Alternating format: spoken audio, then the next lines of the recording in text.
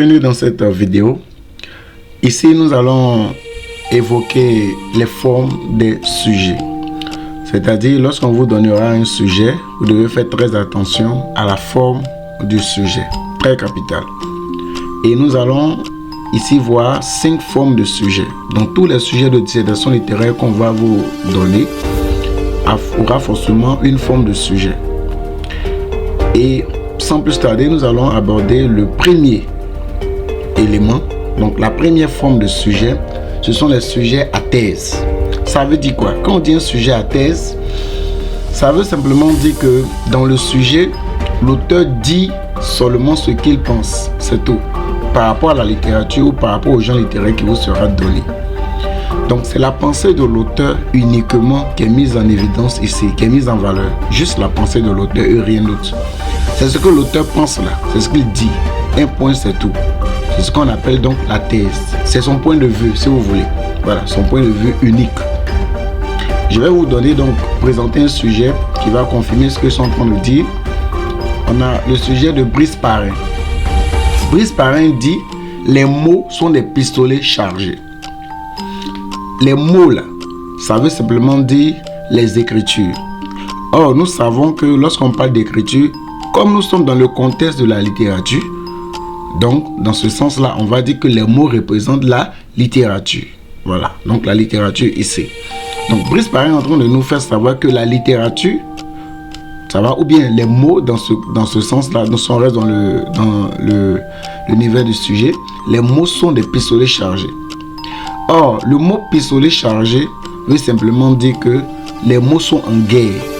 Donc, vous avez un sujet type fonction engagée. Donc, si vous vous rappelez très bien des fonctions qu'on a étudiées dans la vidéo précédente, on a parlé des fonctions. Et l'une des fonctions particulièrement, c'était la fonction engagée. Et ici, si vous avez bien suivi le cours précédent, vous allez vous rendre compte que nous parlons ici de la fonction engagée dans le volet dénoncer. Pourquoi dénoncer? Parce que dans le sujet, on voit clairement que les mots sont en guerre. Quand on parle de pistolet chargé, on fait donc évidence à une sorte de conflit. Or, lorsqu'on parle de conflit dans la littérature, on fait allusion donc à la fonction engagée dans le volet dénoncer. Donc, vous avez déjà une bonne notion par rapport à cela. Donc, ici, pour Brice Parrain, la littérature doit être engagée. C'est son point de vue. Donc, pour lui, tous les mots, toute écriture, toute littérature doit être essentiellement engagée, doit dénoncer les maux de la société. C'est ça qu'on appelle un sujet à thèse. C'est ce qu'il pense de la littérature. Donc, toutes les œuvres que lui, il aura à écrire sans doute, ce sont des œuvres portées sur l'engagement de la littérature. C'est ça qu'on appelle un sujet à thèse. L'auteur dit ou bien évoque simplement sa pensée et il s'arrête là. Il ne dit rien d'autre que ça. En plus de cela, on a un deuxième type forme de sujet, une deuxième forme de sujet, donc un deuxième type de sujet, cela me le dit ainsi. Ce sont un sujet thèse plus argument. Ça veut dire quoi? Tout à l'heure, on vient de voir que dans le premier cas, on a juste une thèse. L'auteur dit ce qu'il pense, un point c'est tout.